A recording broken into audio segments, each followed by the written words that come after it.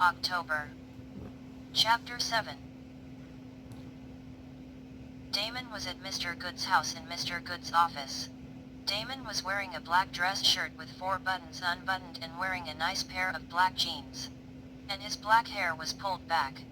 And Mr. Good looked like a surfer turned teacher. Damon smiled and said, "Well, Jessica thinks she's seeing demons now." Mr. Good said, "Oh," and laughed. Damon smiled and said, "Yes, poor Jessica, she's so confused." Damon went to Mr. Good's desk and moved his fingers along the desk, then he picked up a letter opener and then began to play with it. "So, what do you think?" asked Mr. Good nervously. Mr. Good was getting nervous sitting at his desk in his red office chair. Damon was walking towards Mr. Good. Then Damon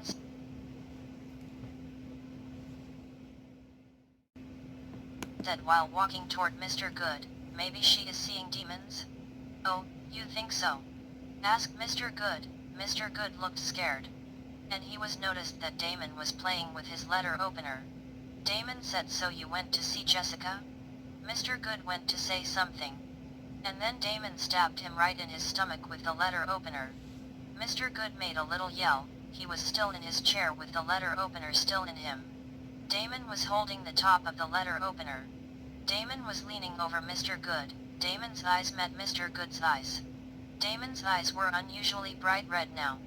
Damon was met more than he has ever been. Damon said, "So you think you're the one to bring the falling angels into this God-forsaken world?"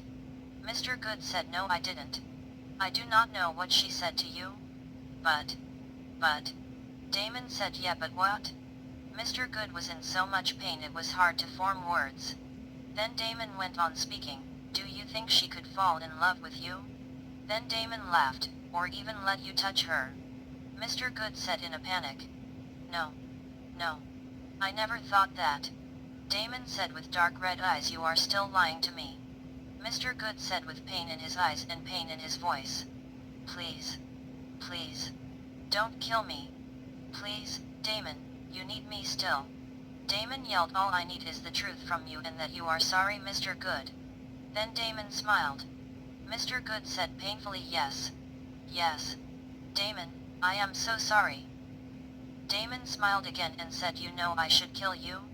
Mr. Good looked terrified sitting down in his chair. And with Damon still holding the letter opener in Mr. Good's stomach, "I guess I do still need you for a little while?" Damon laughed again. Then ripped the letter opener out of Mr. Good's stomach. Then Damon moved away from him. Jessica got the night off so she can go to the nightclub. Jessica and the other girls finally arrived at the nightclub. Jessica saw Don from the crowd. Jessica said, "Sweetie and Victoria, there's Don." Then she pointed to him. Then Jessica saw MJ and Nick hanging around Don. Then Victoria moved ahead of Jessica, and Sweetie followed her. Don saw Jessica coming from behind Victoria. Then he immediately started to smile at Jessica. Victoria went over MJ and gave him a passionate kiss. He kissed her back passionately. Jessica saw this. It reminded her of Damon, and how he kissed her and how she kissed him back. And how it made her feel. Then Jessica felt a deep pain in her chest. Then Jessica had to make herself look away from Victoria and MJ. She moved her eyes to Don. Don was still looking at Jessica. Don was smiling at Jessica with loving eyes. Jessica made herself smile back at him. It was like Jessica was playing a role of a happy college girl that was enjoying her first year of college. But Jessica felt like she didn't belong here in this very loud nightclub, and it felt unnatural for her to be there. But she pretended to be a normal girl in college, that was just having a good time, and was excited to be there with her friends. Jessica continued to smile and dance or do what passed for dancing. And listening to whatever Victoria was saying. Jessica thought to herself she must be talking about clothes again.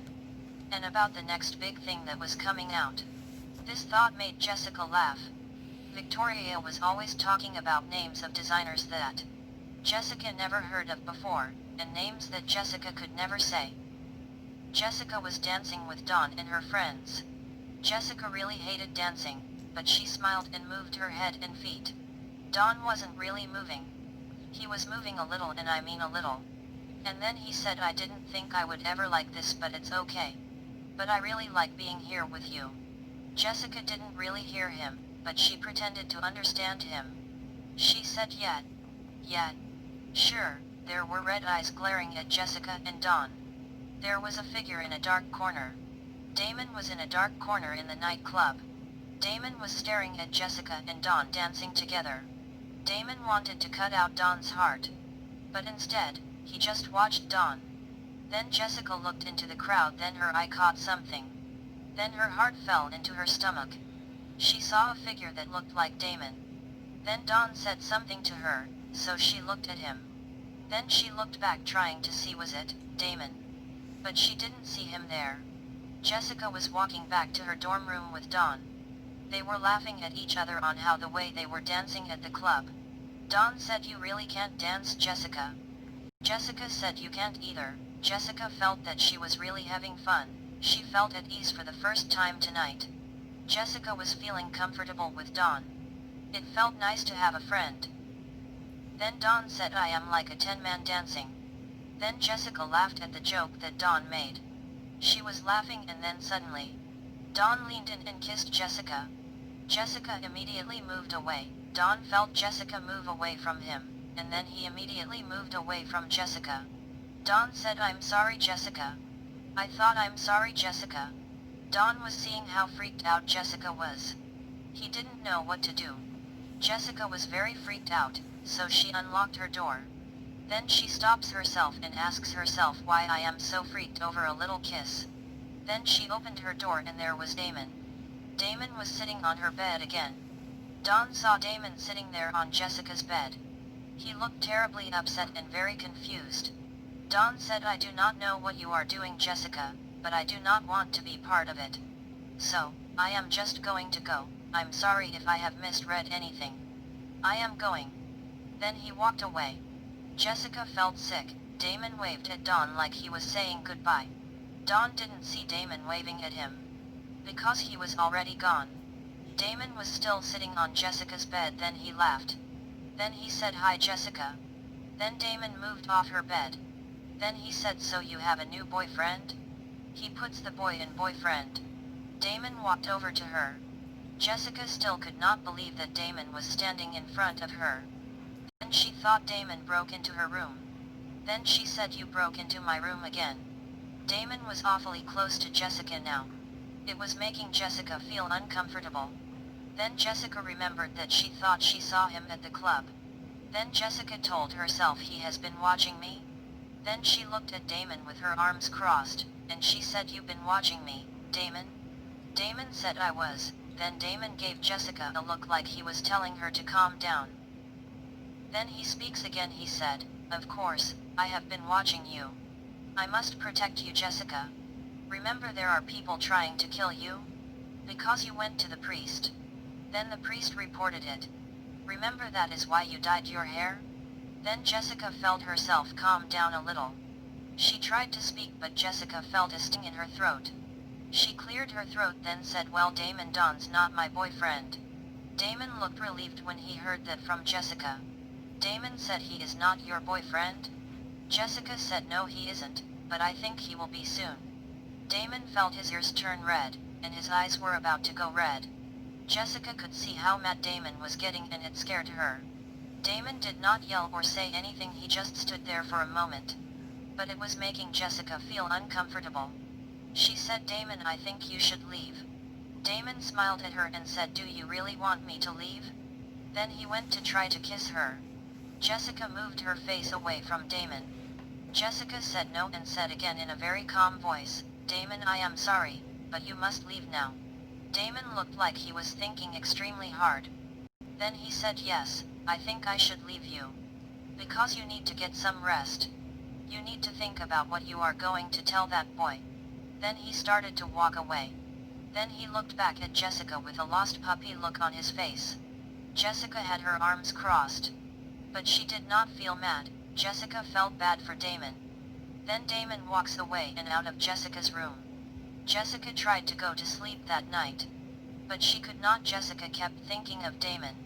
She felt bad for Damon, so she kept on reminding herself that she hated him, but Jessica had to admit that she was in love with him. Then Jessica told herself, I am in danger because of him, or is it my fault? Then Jessica thought, if only Damon wasn't a demon, my life would be perfect. I would have friends and an older boyfriend that loved me, and everything would be perfect. Jessica got no sleep that night. Then her alarm clock went off, then she got up and turned the alarm off and reset it. Jessica was getting ready for the day. Jessica could not stop thinking about everything that has been going on. She was very worried. Then Jessica got into the shower. She felt the hot water and it instantly soothed her. Jessica loved the warm water. She could finally stop thinking about everything. Jessica didn't want to get out of the shower, but she knew that she had to though.